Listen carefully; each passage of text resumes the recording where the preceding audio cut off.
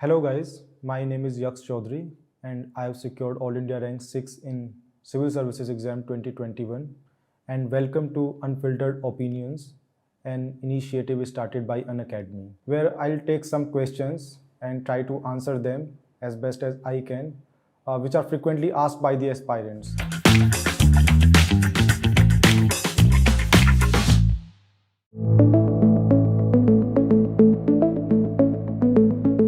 देखिए कौन्स तो मुझे कुछ लगता नहीं है सेल्फ स्टडी का। सेल्फ स्टडी सबसे ज़्यादा ज़रूरी है सिविल सर्विसेज में अगर आपको क्लियर करना है। कोई आपको स्पून फीडिंग नहीं करा सकता है, आपको सब कुछ खुद से पढ़ना है। थोड़ा आप कहीं से गाइडेंस ले सकते हैं, बट अल्टीमेटली सिलेक्शन आपके सेल्फ स्टडी पर डिपेंड करेगा, जो आप खुद से मेहनत करेंगे।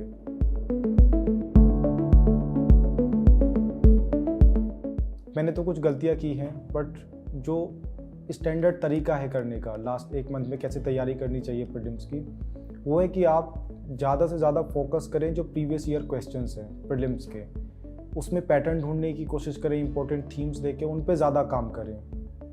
जो एरियाज़ आपके वीक हैं उन पे काम करें, और जो चीज़ें सबसे ज़्यादा इम्पोर्टेंट है आप उन पे काम करें।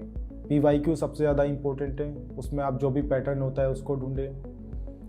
उसके बाद थोड़ा टेस्ट सीरीज़ लगाएं, जो प्रीलिम्स का मोड है उसको एक्टिवेट करें। खुद को एनालाइज करें कि आपको कितने नंबर ऑफ़ क्वेश्चंस वहाँ पे अटेम्प्ट करने हैं, किस तरह से आपको पेपर अटेम्प्ट करना है, कैसे आपको टाइम मैनेज करना है, क्या आपको 1 to 100 करने हैं क्वेश्चन या 100 to 1 करने हैं, जो सीक्वेंस होना चाहिए। इस तरह की जो भी चीज़ें हैं आप उनको लास्ट के 1 महीने में तैयारी करें। और जो चीज़ें छूटी हुई है या जो चीज़ें ज़्यादा इंपॉर्टेंट है, जैसे नेशनल पार्क्स हो गया या फिर बुद्धिज़्म, जैनिज़्म, इन चीज़ों पे लास्ट 1 मंथ में ज़्यादा फोकस करें और अच्छे से स्लीप लें, क्योंकि लास्ट 1 मंथ में आप बहुत ज़्यादा नहीं पढ़ पाएंगे। थोड़ा अपने न्यूट्रिशन पे ध्यान रखें और स्लीप बहुत अच्छे से लें, ज़्यादा प्रेशर या लोड ना लें एग्ज़ाम का।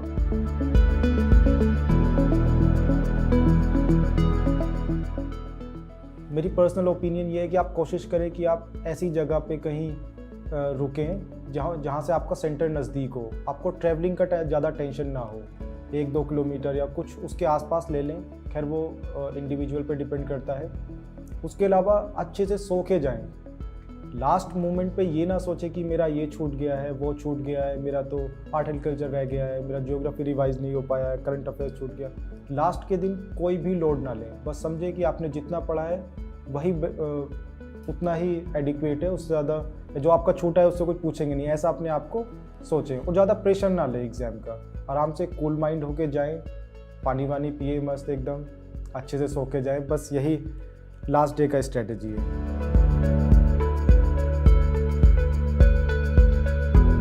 देखिए बेसिक सोर्स तो हैं ही, उनको तो कवर करना ही पड़ेगा। अगर आपके पास समय कम है, 3-4 घंटे अगर आप निकाल पा रहे हैं तो उसमें से 1-आध घंटा न्यूज़पेपर पढ़ लीजिए, जो 2-3 घंटे आपको अलग से मिलते हैं। जितना भी टाइम आपके पास है उसमें आप एक सब्जेक्ट को उठाइए और उसको धीरे धीरे कवर करते रहिए। यही कर सकते हैं। जितना भी टाइम है उसको यूटिलाइज़ करना पड़ेगा आपको बहुत अच्छे से, क्योंकि समय कम है इसलिए। और जैसे कभी ट्रैवलिंग करते हैं तो उस टाइम पे कुछ कान में लगा के कुछ सुन लीजिए ईयरफोन में, जो आपके एग्ज़ाम से रिलेटेड हो चीज़ें, किसी का प्रीलिम्स बूस्टर हो या फिर एडिटोरियल डिस्कशन हो किसी का भी। यूट्यूब पे बहुत सारा मटेरियल होता है जिसे आप सुन सकते हैं।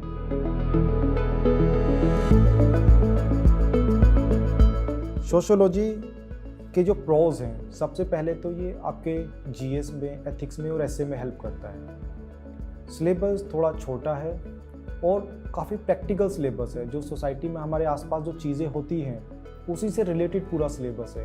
तो आप कुछ भी पढ़ेंगे, फॉर एग्जांपल अगर पॉलिटिक्स इन सोसाइटी चैप्टर पढ़ेंगे, रिलीजन इन सोसाइटी चैप्टर पढ़ेंगे, इन सब के प्रैक्टिकल एप्लीकेशंस है, तो पढ़ने में बहुत मज़ा आता है सोशियोलॉजी, अगर किसी का इंटरेस्ट है तब। तो प्रोज तो यही है, अच्छे मार्क्स भी अच्छे आते हैं, अगर आप अच्छे लिख के आएँ तो अच्छे मार्क्स आते हैं। उसके बाद कॉन्स क्या हो सकते हैं सोशियोलॉजी के। अब देखिए कॉन्स तो यही हो सकता है कि अगर आपको इंटरेस्ट नहीं है तो आप ये सब चीज़ें नहीं पढ़ पाएंगे। जो सोशियोलॉजी में आप बहुत ज़्यादा बोर हो जाएंगे सोशियोलॉजी ऑप्शनल को पढ़ते हुए। अगर आपका इंटरेस्ट है तो आप लीजिए उस चीज़ को। कॉन्स इससे ज़्यादा तो मुझे कुछ लगता नहीं है सोशियोलॉजी का, और सोशियोलॉजी का क्या, किसी भी ऑप्शनल सब्जेक्ट का।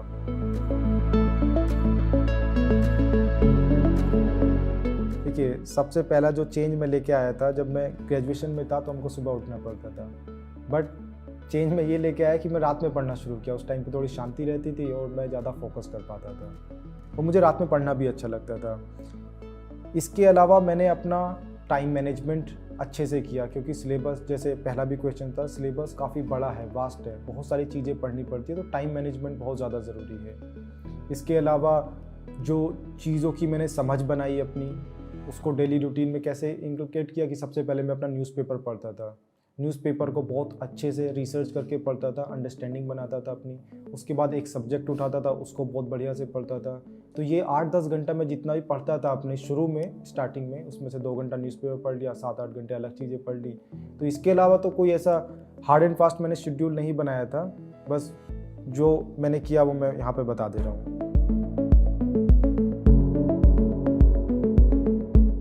सबसे पहले तो इतना सारा मटेरियल मार्केट में अवेलेबल है, वो आप सब नहीं पढ़ सकते हैं। आपको मटेरियल चूज़ करना पड़ेगा।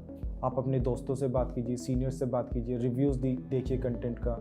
जो कंटेंट आपको अच्छा लगे उसी को रेफ़र कीजिए। बहुत ज़्यादा कंटेंट या बहुत सारी बुक्स के पीछे ना भागें, एक तो वो रिवाइज़ नहीं हो पाएंगी, आप रिटेन भी नहीं कर पाएंगे। कुछ स्पेसिफिक बुक्स चुनिए, उनको रिवाइज़ कीजिए, उनको बढ़िया से समझिए। अगर उससे आपके बेसिक्स, एक ही बुक अगर आपके बेसिक्स क्लियर कर सकती है तो एक ही बुक पे स्टिक रहिए या 2 बुक पे स्टिक रहिए। ज़्यादा किताबों के पीछे, मटेरियल के पीछे ना भागें। ये मुझे लगता है कि सबसे ज़्यादा इम्पोर्टेंट चीज़ है पूरी सिविल सर्विसेज की तैयारी में।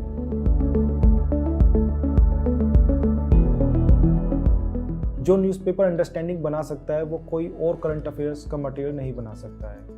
अगर आप खुद से न्यूज़पेपर पढ़ेंगे और उसको थोड़ा सा रिसर्च करके, गूगल करके पढ़ेंगे, कंटेक्स्ट में पढ़ेंगे, तो ज़्यादा लंबे समय तक आपकी चीज़ें रिटेन रहेंगी और आपको बहुत अच्छे से कंसेप्चुअल क्लैरिटी के साथ चीज़ें समझ में आएंगी। जब मेंस का एग्ज़ाम आएगा या प्रीलिम्स का एग्ज़ाम आएगा, यही अंडरस्टैंडिंग काम आएगी अल्टीमेटली। तो न्यूज़पेपर बहुत इंपॉर्टेंट है, इसको बहुत सीरियसली लेके पढ़ें और सिर्फ न्यूज़पेपर को सिर्फ रीड ना करें कि हमको बस न्यूज़पेपर शुरू से लास्ट तक पढ़ लेना है, बस उससे मेरा काम हो जाएगा। उसको समझ के, थोड़ा सा रिसर्च करके, थोड़ा सा डेप्थ में क्यूरियोसिटी के साथ पढ़ें।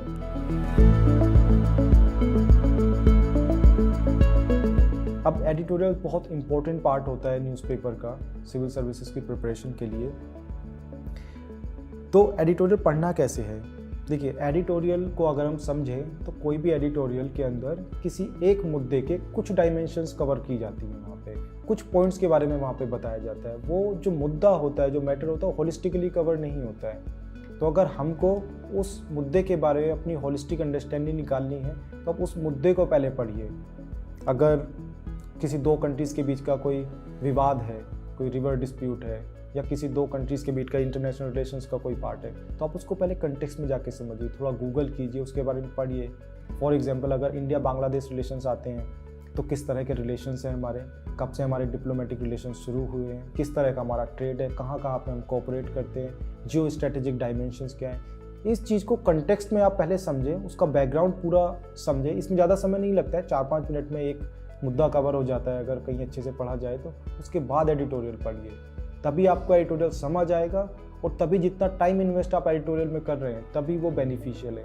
कभी कभी हमको ऐसा लगता है कि यार एडिटोरियल पढ़ लिया है और हमको एकदम समझ आ गया है, बट ऐसा होता नहीं है। अगर आपसे फिर कोई पूछेगा कि ये एडिटोरियल हमको एक्सप्लेन कर दो तो ये बत्ती गुल हो जाती है।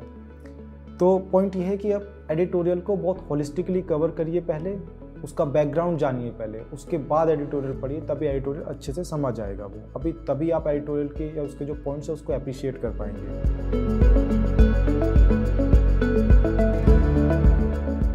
रिवीजन करने के लिए हमको या तो शॉर्ट नोट्स चाहिए या किताबें चाहिए। अगर जब आप शॉर्ट नोट्स बनाएं तो उसको बहुत शॉर्ट में बनाएं, बहुत ज़्यादा लॉन्ग में ना बनाएं, अदरवाइज़ रिवीजन में आपको बहुत दिक्कतें होने वाली हैं। और जैसे जैसे आप फर्दर रिविजन्स करें, जो रिवीजन का कंटेंट है उसको थोड़ा सा शॉर्ट करते जाए, क्योंकि अगर बहुत ज़्यादा कंटेंट होगा रिवाइज करने के लिए तो नंबर ऑफ़ रिविजन्स आपके कम हो जाएंगे।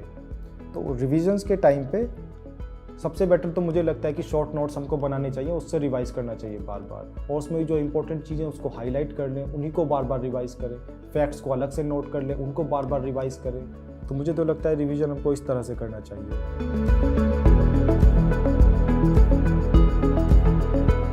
कि मॉक टेस्ट प्रीलिम्स का हो, मेंस का हो या मॉक इंटरव्यूज़ हो, ये हमको तैयार करता है हमारे एग्ज़ाम के लिए कि हमको प्रीलिम्स का एग्ज़ाम अल्टीमेटली देना कैसे है, वहाँ पे टाइम कैसे मैनेज करना है, या फिर कितनी स्पीड में हमको पढ़ना है, कितने नंबर ऑफ़ क्वेश्चंस हमको करने हैं, कितने राउंड्स में करने हैं। इसके लिए मॉक टेस्ट बहुत इंपॉर्टेंट है प्रीलिम्स के लिए, तो प्रीलिम्स मोड या प्रीलिम्स का टेम्परामेंट जो जनरेट होना चाहिए वो मॉक टेस्ट से होगा। और मेंस में तो अल्टीमेटली हमको आंसर राइटिंग करनी है, वहाँ पे अच्छे से अच्छे आंसर्स लिखने हैं। हम कभी कभी सोच लेते हैं कि हम इस तरह से आंसर लिखेंगे, उस तरह से आंसर लिखेंगे, ये स्ट्रक्चर होगा, वो स्ट्रक्चर होगा, बट जब लिखने बैठते हैं तो वो इम्प्लीमेंट नहीं हो पाता है। क्यों? क्योंकि हमने उसको प्रैक्टिस नहीं किया होता है। तो प्रैक्टिस बहुत ज़्यादा ज़रूरी है। जो भी जिस तरह का भी आपने सोचा है मैं इस तरह के आंसर्स लिखूंगा या लिखूंगी, उसको पहले से प्रैक्टिस करें। हालांकि मैंने प्रैक्टिस कम किया था, उसका मुझे अभी तक पछतावा है। मुझे लगता है कि मुझे शायद ज़्यादा आंसर राइटिंग करना चाहिए था। आंसर राइटिंग या मॉक टेस्ट मेंस के लिए बहुत ज़्यादा इंपॉर्टेंट है।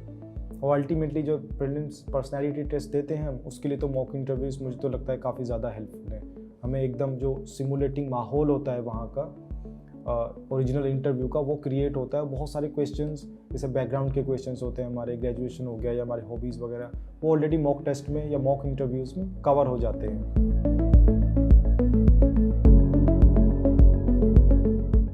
जो शॉर्ट में हमने चीज़ें लिखी हैं, जैसे कि अगर मैं डेटा लिखा है, कुछ डायग्राम्स तैयार किए हैं, या फिर ऑप्शनल का पेपर है तो उसमें हमने कुछ थिंकर्स लिखे हैं, या फिर कोई डेटा, कोई डायग्राम्स हमने पहले से प्रिपेयर किए हैं, उन चीज़ों को तुरंत रिवाइज करें एग्जाम से पहले। अभी जैसे मेरा सोशियोलॉजी ऑप्शनल था, उसमें थिंकर्स हम बार बार भूल जाते हैं, तो थिंकर्स को एग्जाम शुरू होने से आधा घंटा पहले उनको बार बार रिवाइज कर लें, जिससे कि आपके एकदम टिप्स पे रहें चीज़ें। डेटा की बात आती है, आप डेटा को एकदम पहले रिवाइज करें, पेपर से तुरंत पहले रिवाइज करें, और बीच में थोड़ा सो लें पेपर के 10-15 मिनट, जितना भी टाइम मिले, बड़ा रिफ्रेशमेंट मिलता है उससे।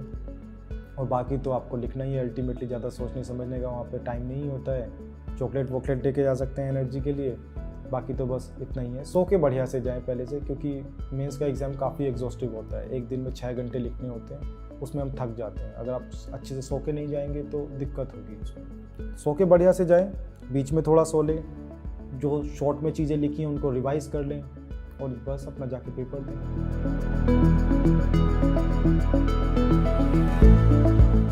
अभी होता क्या है, जब हम प्रिपरेशन करते हैं हमें कभी कभी खुद पे डाउट होने लगता है। कभी कभी लगता है कि इतना लंबा प्रिपरेशन हो गया है, 4 साल हो गया, 3 साल हो गया, 2 साल हो गया, क्या इतना वर्थ भी है यूपीएससी के लिए प्रिपरेशन करना, या फिर इतना अनसर्टेन है, इतने कम सीटें हैं। तो इसके लिए तो सबसे अच्छी बात तो ये है जो आप कर सकते हैं कि एग्ज़ाम को, उसकी रियलिटी को समझना ज़रूरी है। कि अगर हम किसी स्टेज पे फेल होते हैं तो ऐसा नहीं समझना चाहिए हमको कि हम यूपीएससी के लायक नहीं हैं, या यूपीएससी हमारी तैयारी के लायक नहीं है। कि जैसे हम बोलते हैं कि बहुत अनसर्टेन है तो शायद तैयारी वर्थ नहीं है, बट खुद को अंदर से ये बोलें कि हो सकता है आप बहुत ज़्यादा डिज़र्विंग हैं, बट आप किसी स्टेज पे सिली मिस्टेक की वजह से फेल हो जाएं। तो अपना ये कॉन्फिडेंस अपना हाई रखें through out the exam preparation, थोड़ा सा कंसिस्टेंसी रखें।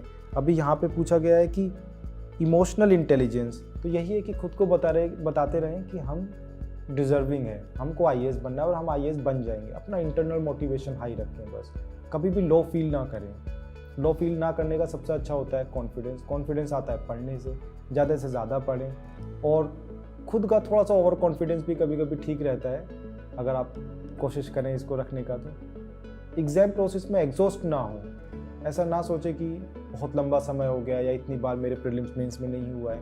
कॉन्फिडेंस हाई रखें, बस खुद को बोले कि हमारा यूपीएससी निकल जाएगा और हम वर्थ हैं इसके। जितने मेरे पास क्वेश्चंस थे मैंने उनको अपने जितना मैं बेहतर उनको आंसर कर सकता था उसका मैंने कोशिश किया। शायद आपको थोड़ी बहुत इससे हेल्प मिलेगी, and thank you very much.